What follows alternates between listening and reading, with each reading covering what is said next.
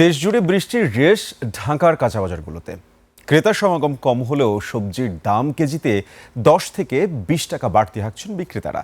বৃষ্টির অজুহাতে বাড়তি দাম ব্রয়লার মুরগির, ভরা মৌসুমেও আকাশ ছোঁয়া দাম ইলিশের। কেজি প্রতি দাম ছাড়িয়েছে 3000 টাকারও বেশি। সাদাত হাবিব সেতু রিপোর্ট। শহর জুড়ে বৃষ্টি, বাজারেও তার রেশ।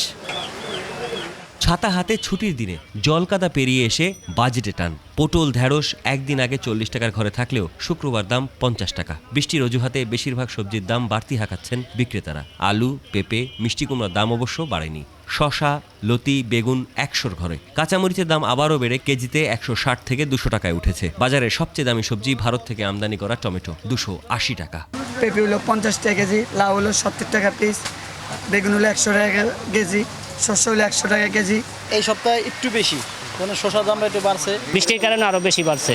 কিরকম দাম বেশি মনে হচ্ছে? ধরেন কেজিতে 20 টাকার উপরে বাড়ছে। মাছের বাজারের উত্তাপ অন্য মাত্রায়। চাষের রুই, পাঙ্গাস আর পাবদা ছাড়া কেজিতে 50 থেকে 100 টাকা বাড়তি হাঁকাচ্ছেন বিক্রেতারা। আর মৌসুমে ইলিশ যেন গরিব আর মধ্যবিত্তর কাছে আকাশকুসুম স্বপ্ন। কেজি সাইজের ইলিশের প্রতি কেজির দাম 3000 টাকার উপরে। আধা কেজি সাইজের ইলিশ তাও কেজি প্রতি বিক্রি হচ্ছে 2000 থেকে 2400 টাকায়। আমরাও বলি যে এত মাছ ধরাবার মাছ পাইতেছি না, আমরাও কম দাম বেচতে পারতেছি। মাছগুলো কই যাইতে আছে, জেলেরা কামতে আছে, ইলিশ পাইতে আছে না। আমরা নদীর যে এলাকাগুলি ওইখানে যা শুনতেছি ওইখানে অনেক মাছ ধরা পড়ে, কিন্তু ঢাকাতে আসার পরে আসলে দামটাও বেড়ে যায়। 3000 টাকা কেজি, এটা 2000 বা 1800 টাকার মধ্যে হলে ঠিক আছে আমার মনে হচ্ছে। মাংসের বাজারেও বৃষ্টির প্রভাব। কেজিতে 50 টাকা বাড়তি দাম হাঁকানো হচ্ছে গরুর মাংসে। আর কারণ ছাড়াই 180 টাকার ব্রয়লার 200 টাকায় বিক্রি হচ্ছে। মুদির সদাইয়ে অবশ্য নতুন করে দাম বাড়েনি, বরং আদা রসুনের দাম কমে এখন কেজি প্রতি 140 টাকা। ডাল, তেলের দামও অপরিবর্তিত। তবে হুট করেই বাজারে প্যাকেটজাত চিনি সরবরাহে ঘাটতি। তাতে খোলা চিনির দাম কেজি প্রতি 5 থেকে 10 টাকা বাড়তি দামে বিক্রি হচ্ছে। বিক্রেতাদের অভিযোগ, দাম বাড়াতেই সরবরাহ কমানো হচ্ছে। কোম্পানি চিনি দিতেছে না, আমাদের চিনির ক্রাইসিস। যদি 5 বছর অর্ডার দিতে 1 বছর 2 বছর দেয়, মানে চিনির কাটছে।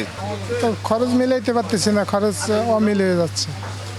প্যাকেটজাত পণ্যের আড়ালে কর্পোরেট প্রতিষ্ঠানগুলোর স্বেচ্ছাচারিতার আরেক নজির চালের বাজারে। খোলা পোলার চালের দাম অস্বাভাবিক বেড়ে যখন 175 টাকায়, তখন প্যাকেটজাত পোলার চাল বিক্রি হচ্ছে খোলা বাজারের চাইতে আরও 15 টাকা বেশি, 190 টাকায়।